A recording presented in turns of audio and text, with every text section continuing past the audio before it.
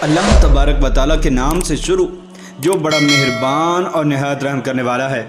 नाज़रीन मोहतरम, तारीख़ इंसानी में ऐसी गुनाहगार औरतें गुजरी हैं जिनके बारे में अल्लाह ताला ने अपनी किताब में जिक्र किया है।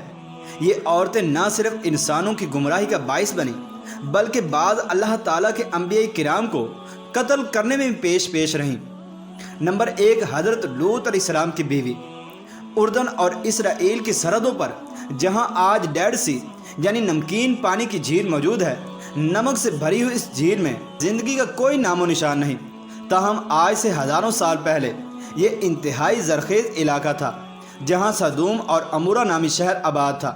यही वो कौम थी जिस पर अल्लाह ताला ने हज़रत लूत अलैहिस्सलाम को नबी बनाकर भेजा था।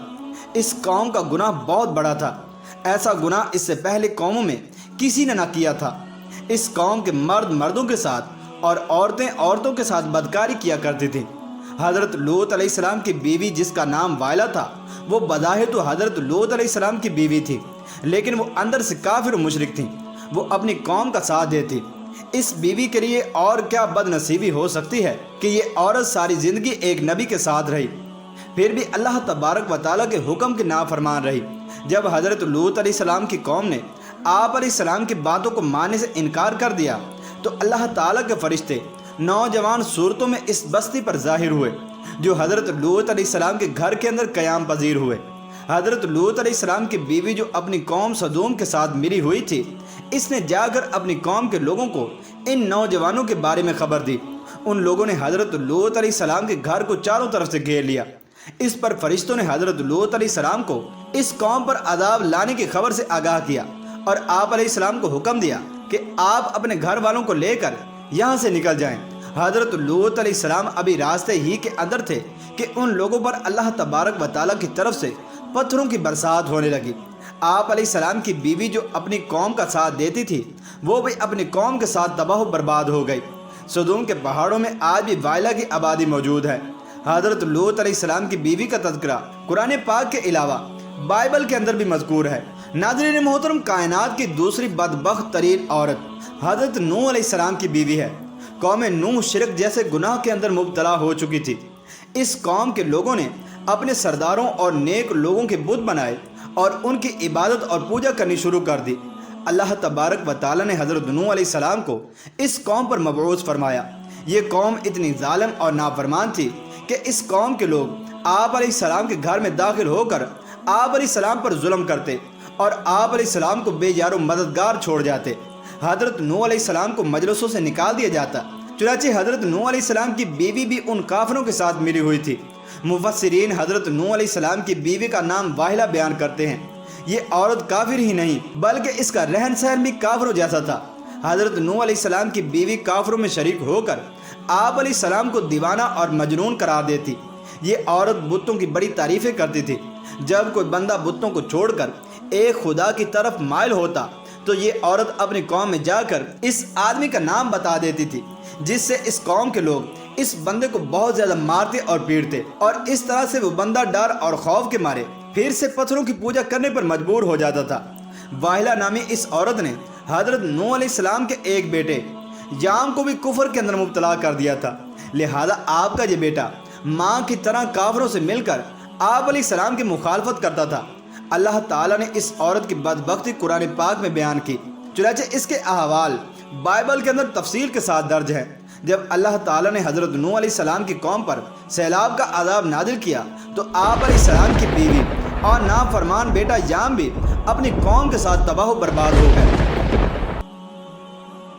नाज़रीन मोहतरम, कायनात की तीसरी बदबख्त तरीन औरत दलाइला है, जिसका नाम कई सदियों से बेवफाई और दगाबाजी में बहुत ज़्यादा मशहूर है।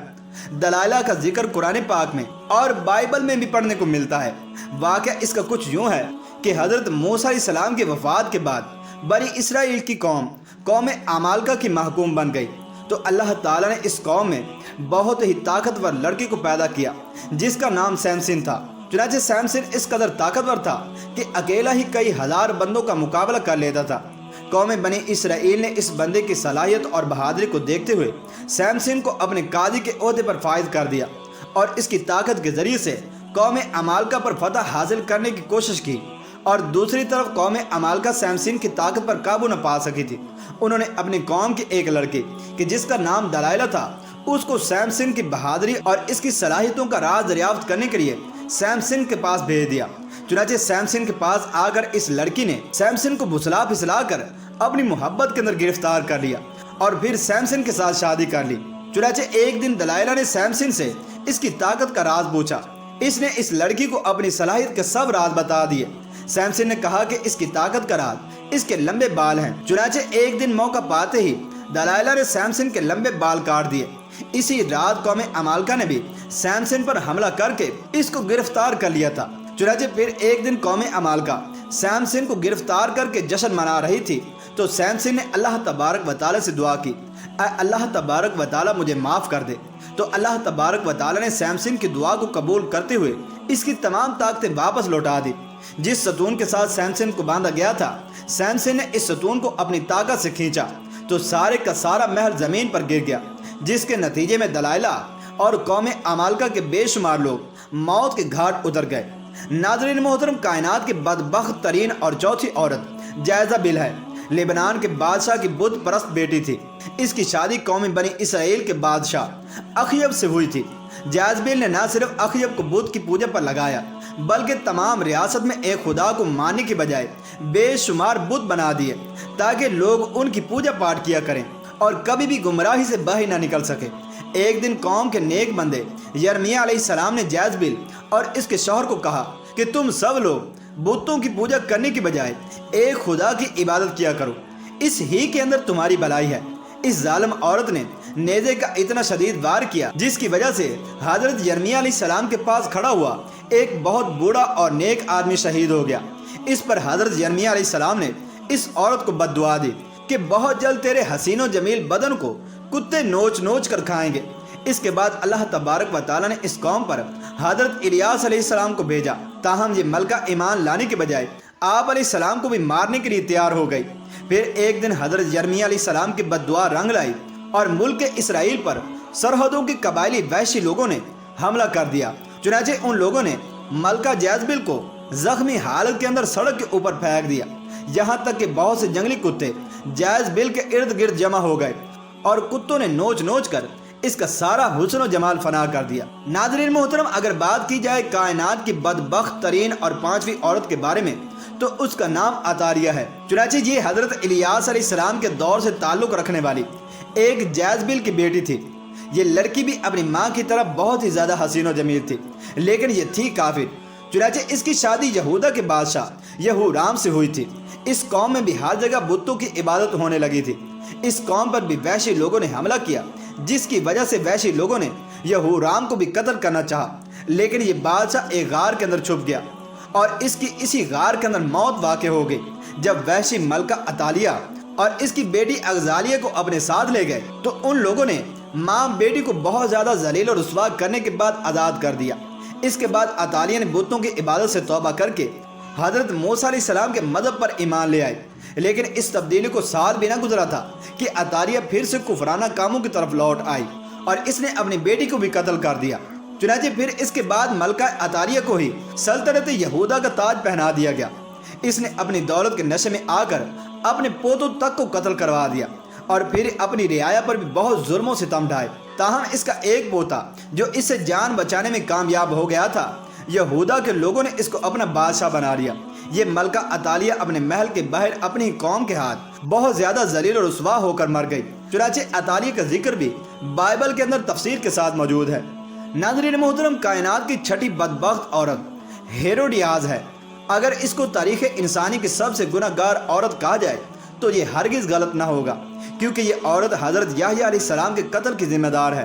یہ حضرت عیسیٰ علیہ السلام کی پیدائش سے چند برس پہلے کی بات ہے کہ ہیروڈیاز ایک غریب اور بہت ہی حسین و جمیل عورت تھی۔ چنانچہ یہ فلسطین کے خاندان کی بہو بن گئی۔ ابتدا میں اس کی شادی شہنشاہ کے دوسرے بیٹے ہروڈ سے ہوئی تھی اور اسی ہیروڈیاز کے گھر ایک لڑکی پیدا ہوئی۔ تاہم جب وراثت کی تقسیم کے بعد ہیروڈیاز نے دیکھا کہ سب سے زیادہ طاقت ورفلپ کے بھائی اینٹی باس کے حصے میں آئی ہے، تو اس نے بھی اپنے شوہر کو چھوڑ کر اینٹی باس سے ہی شادی کر لی تھی۔ چنانچہ ان دنوں اللہ تبارک و تعالیٰ کے نبی حضرت یحییٰ علیہ السلام کہ جنہیں اہل کتاب یوحنا کے نام سے پکارتے ہیں لوگوں کو درس و تدریس دینے لگے۔ ہیروڈیاس کو آپ کی دینی باتیں بالکل پسند نہ تھی، جس کی وجہ سے اس نے حضرت یحییٰ علیہ السلام کو گرفتار بھی کروا دیا تھا۔ ہیروڈیاس نے کافی بار کوشش کی کہ وہ اپنے شوہر اینٹی باس سے آپ علیہ السلام کے قتل کے احکامات جاری کروائے، تاہم اینٹی باس ایسا نہ کر سکا۔ چنانچہ ہیروڈیاس کی ایک بیٹی تھی جس کا نام سلومی تھا، اور وہ اب جوان ہو چکی تھی۔